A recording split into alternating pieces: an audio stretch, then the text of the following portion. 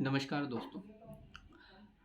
हम सब ने जितने भी एटीएम या क्रेडिट कार्ड देखे हैं वो हमेशा प्लास्टिक के ही देखे हैं, लेकिन एक कंपनी है एफसीएल टेक्नोलॉजीज़ जो कि इस चीज़ में इनोवेशन लेकर आई एक मेटल कार्ड इशू करके। तो आज हम बात करेंगे वन कार्ड के बारे में, जो कि एक प्योर मेटल कार्ड है। इसे आप इसकी एप्लीकेशन से ही, जिसका नाम है वन कार्ड, से अप्लाई कर सकते हैं और वहीं से ये पूरा मैनेज भी होता है। यूज़र इंटरफेस इनका काफ़ी अच्छा है। ये जो कार्ड है ये 5 बैंक्स के थ्रू इशू होता है। पहला जो बैंक है वो आईडीएफसी, दूसरा है साउथ इंडियन बैंक, तीसरा है फेडरल बैंक, फोर्थ है एसबीएम बैंक और लास्ट है बैंक ऑफ बड़ौदा। तो चलिए वीडियो को स्टार्ट करते हैं और देखते हैं इस कार्ड के क्या क्या डिटेल फीचर्स हैं, क्या क्या इसके ड्रॉबैक्स हैं।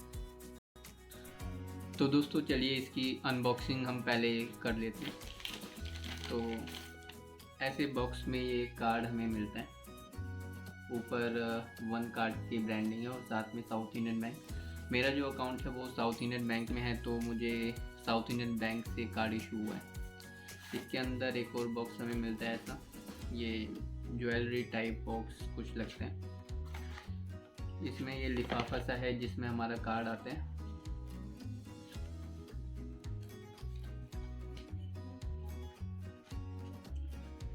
एक इसमें लेटर है, वेलकम लेटर।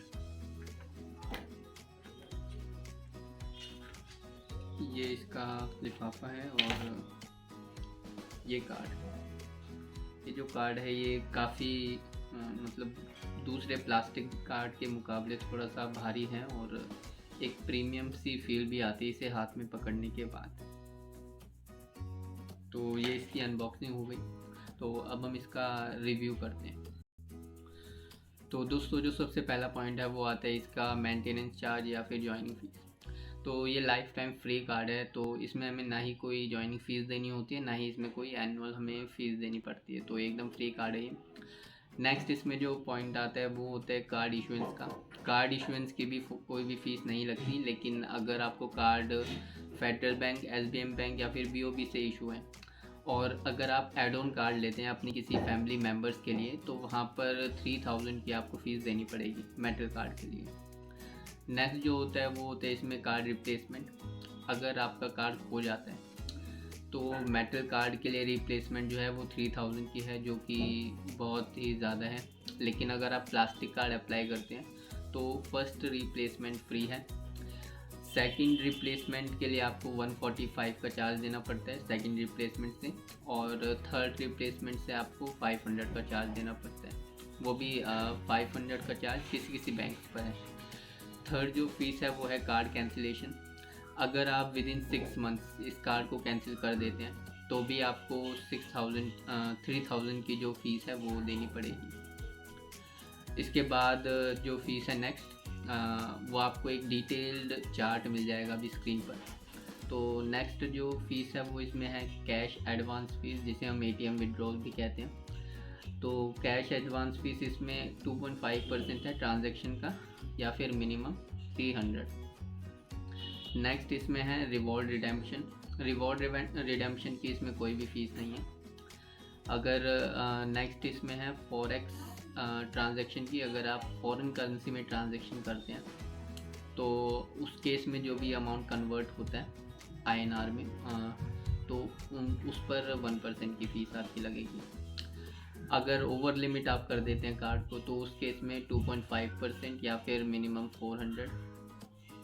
नेक्स्ट होता है इंटरेस्ट। अगर आपकी कोई पेमेंट डिले हो जाती है तो उस पर जो इंटरेस्ट वेरी करता है वो आपका 30 to 42% एनुअली होता है।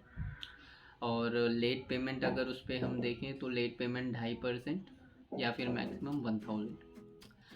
और अगर कुछ आप पेमेंट करते हैं कुछ स्पेसिफिक चैनल्स के थ्रू, तो उसमें 2% ट्रांजैक्शन का भी आपको देना पड़ेगा। लास्ट जो इसमें चीज़ है वो है एफडी की। क्यों अगर आपको कार्ड जो है वो एसबीएम बैंक से इशू होते हैं तो उस केस में आपको एक एफडी करानी पड़ेगी, उसके बिना कार्ड इशू नहीं होगा। मुझे जो कार्ड इशू हुआ है वो साउथ इंडियन बैंक की तरफ से हुआ है, तो मेरे को कोई भी एफडी वगैरह कराने की इसमें ज़रूरत नहीं पड़ी है।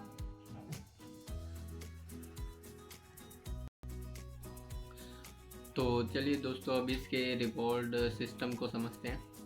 तो सबसे पहला जो यहाँ पर पॉइंट है वो ये है कि कितने रिवॉर्ड पॉइंट मिलते हैं और क्या वैल्यू होती है।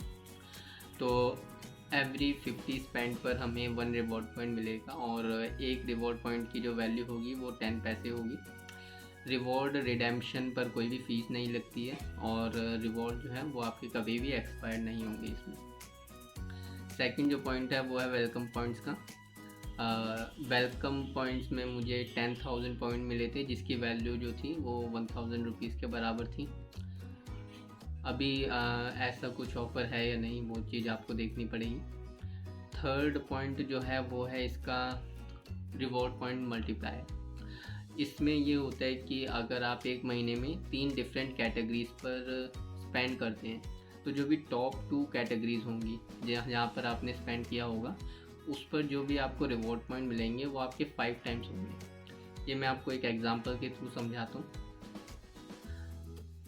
अगर आप फूड 3 कैटेगरी पर स्पेंड करते हैं, फूड, बिल्स एंड बिल्स और ट्रैवल।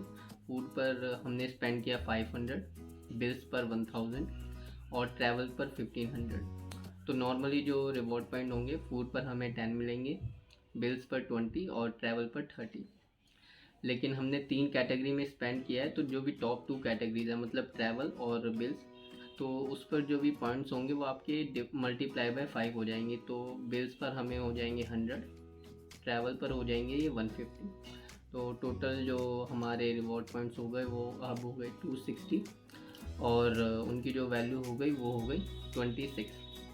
तो जो कि अराउंड बनता है 1% का। नेक्स्ट फोर्थ जो इसमें पॉइंट है, इसमें वॉलेट लोड पर, रेंट ट्रांजैक्शंस पर या फिर ATM विड्रॉल पर कोई भी हमें रिवॉर्ड पॉइंट देखने को नहीं मिलते हैं। फिफ्थ जो इसमें पॉइंट है वो है इसमें जो रेट्स हैं EMI कन्वर्जन के वो काफ़ी अच्छे हैं। आप 16% पर अपने स्पेंड्स को EMI में कन्वर्ट कर सकते हैं और उस पर 1% की जो है प्रोसेसिंग फ़ीस लगेगी। तो दोस्तों अब हम आते हैं इसके कंक्लूजन पे कि ये कार्ड जो है वो अच्छा है या फिर बुरा है। तो कोई भी क्रेडिट कार्ड के बेनिफिट देखने के लिए हमें उसका रिवॉर्डिंग सिस्टम देखना पड़ता है। इसका जो रिवॉर्ड सिस्टम है इसमें हमें मैक्सिमम 1% ट्रांजैक्शन वैल्यू के रिवॉर्ड पॉइंट मिल जाते हैं, लेकिन उसके लिए हमें काफ़ी तामझाम करना पड़ता है। आपको मिनिमम 3 ट्रांजैक्शन करनी ही पड़ेंगी, उसके बिना आपको रिवॉर्ड पॉइंट नहीं मिलेंगे। अब हमारे पास ऐसे काफ़ी कार्ड्स हैं जैसे यूनी हो गया, वो फ्लैट 1% कैशबैक देते हैं भले ही किसी भी टाइप की ट्रांजैक्शन हो।